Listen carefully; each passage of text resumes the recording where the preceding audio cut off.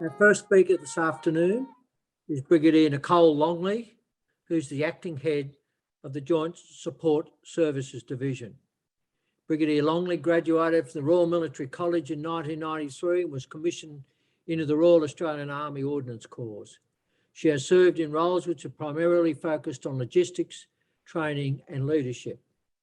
Brigadier Longley's operational deployments include Sinai with the multinational force and observers as the Staff Officer Personnel and Postal, and to Afghanistan as the Chief of Staff of Headquarters Joint Task Force 633.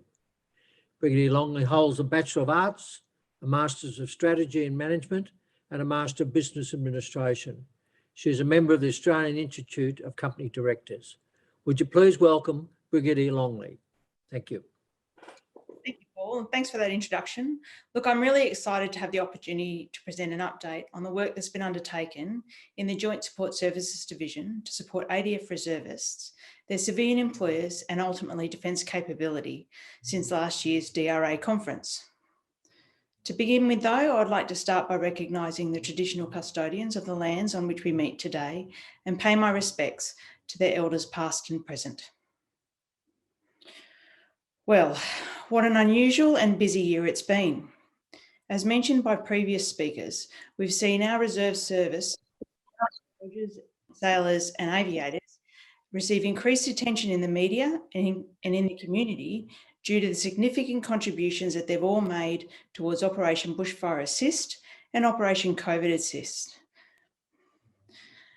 As at the 1st of June this year, there are approximately 40,000 reservists across all service categories within the ADF.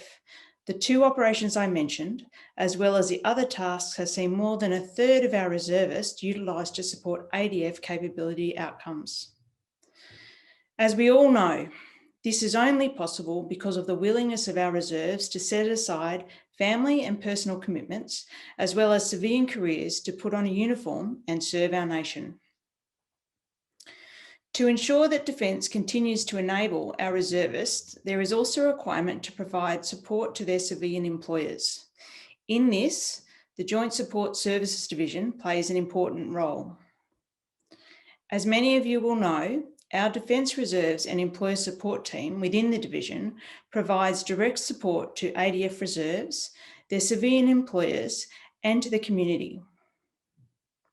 We achieve this by helping to create mutually beneficial relationships with employers, by promoting the benefits of reserve service more broadly, and by informing policy related to our reservists. To do this, our Defence Reserves and Employer Support Directorate is comprised of 4 teams. These are the National Priority and Planning Team, the Regional Engagement Team, the Employer Support and Service Protection Team, and last but not least, the Policy and International Engagement Team. The National Priority and Planning Team is responsible for the mid to long-term planning and delivery of key national events that support strategic priorities through targeted stakeholder engagement. As you've seen, Defence's current and future capability requirements are directed through a range of documents. The National Priority and Planning Team use these in collaboration with the services to determine the likely future capability requirements for the ADF reserve workforce. The aim of this is to enable JSSD to facilitate a more nuanced approach to industry and the civilian employers of reservists to better align with Defence's engagement with future reserve capability needs. The name we've given this process of achieving this is the Strategic Relationships Model. This model is designed to enable us to prioritise relationships with key internal and external stakeholders. It recognises the need for a multi-layered approach to Defence's engagement with our reservists and their employers, and hence focuses on the importance of relationships at the national, state and regional levels. To facilitate this, the National Priority and Planning Team need the assistance of our regional engagement teams. These teams are based in locations around the country and work closely with the senior ADF officers and commanders to deliver strategic outcomes at the regional and local levels. In addition to this, and to help support the work the teams are doing, we have also started to make inroads into improving our systems to ensure that their work is better supported. As indicated, much of JSSD's role is working to enhance the relationship that Defence has with the employers of reservists. Continual improvement is how we may achieve this critical aspect, and is also critical to our success. As a result, one area of focus this year has been the Supportive Employer Program. As the name suggests, the Supportive Employer Program is designed to encourage employers to assist and, importantly, support their reservists when there is a need for them to render service. It is also designed to promote more generally a greater community interest and understanding of reserve service through the positive experiences of employees. Although already in existence, the team have engaged with the services, reservists, and importantly, their employers to consider how the program could be improved. A range of enhancements have been identified. An example is the introduction of a new induction process for prospective supportive employers. The process requires supportive employers to actively participate in an information session before being granted supportive employer status. The induction focuses on the rights, responsibilities, and obligations of employers and their reservists. Once the induction process has been completed, supportive employers will also receive access to the Supportive Employer Toolkit. The Toolkit will provide employers with a suite of resources to further inform and educate them about the support and opportunities Defence provides. Examples include information on the Employer Support Payment Scheme, templates for policies that support reservists, as well as access to information on employer engagement opportunities and invitations to events. To date, the modernised program has been trialled with a small number of employers, and we are receiving some outstanding feedback, which we are incorporating into its design. It is anticipated that the improved program will be ready for implementation more widely by the end of the year. In addition to the Supportive Employer Program, Joint Support Services Division has also been looking at modernising the mechanisms it uses to communicate with our reservists and their employers. The Reserve Employer Support Team has gone digital. It now has a dedicated LinkedIn page. This provides an additional opportunity for us to publicly share the benefits of supporting our ADF reserves, as well as providing another method of educating our community on the support that Defence provides its reserves and their employers.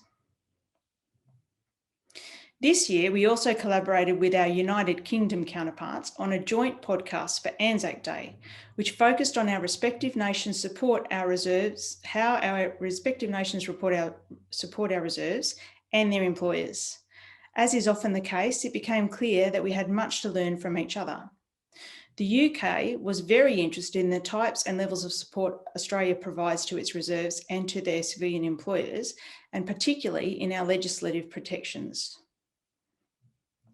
Our gains in the digital realm have also provided opportunities to enable our normal activities and initiatives in support of reservists and their civilian employers to continue, albeit often via a different medium.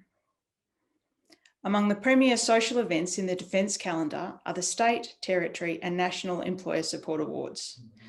The awards are an opportunity for Defence to recognise Australia's best employers as nominated by their reservists. In 2020, the awards were delivered online, with a national event a particular success. I would encourage you all to watch the video on our website featuring the community and the koalas of Kangaroo Island. It provides an outstanding insight into the support provided by our reservists who came to their aid after the devastating bushfires there, and also recognises the employers who released them. To continue to recognise the important contribution that civilian employers make by releasing their reservists, the 2021 Employer Support Awards have commenced. Again, to ensure safety from COVID, most have been delivered virtually. In the meantime, planning is underway for the National Employer Support Awards in November. We are still hoping that we'll be able to run it as an in-person event.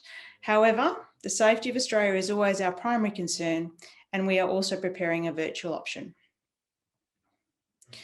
Not all of our activities are able to be conducted virtually, and many of our employer support activities have been cancelled.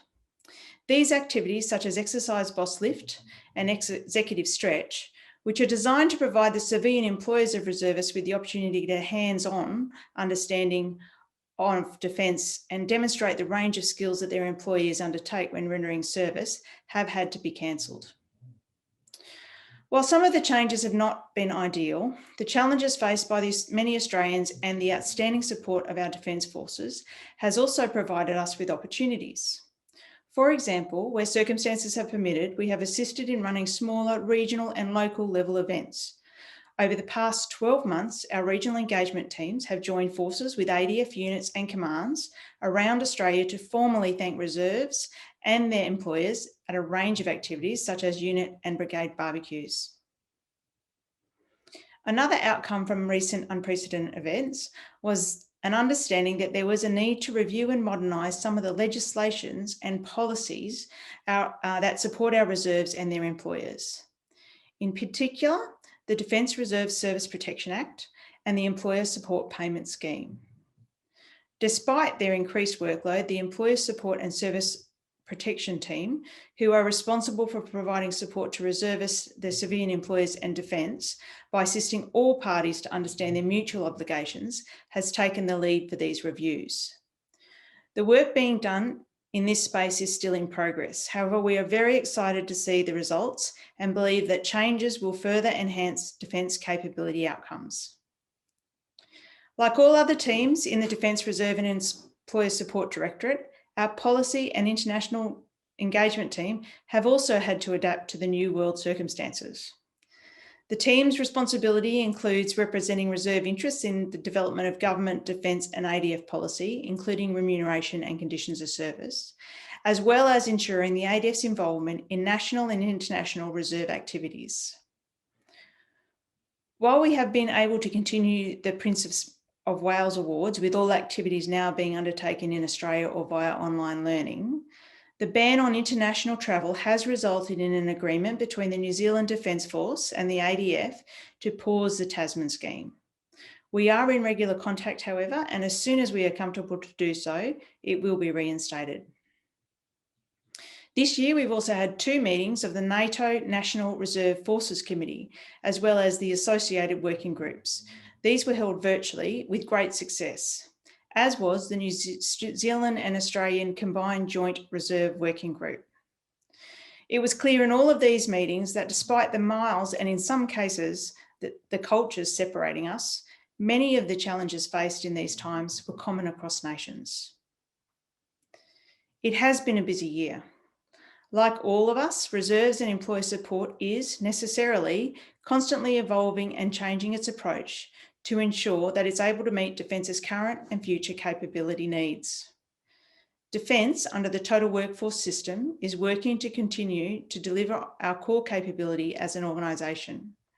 As part of this, ADF reservists and their civilian employers must and are considered as part of the wider Defence strategy.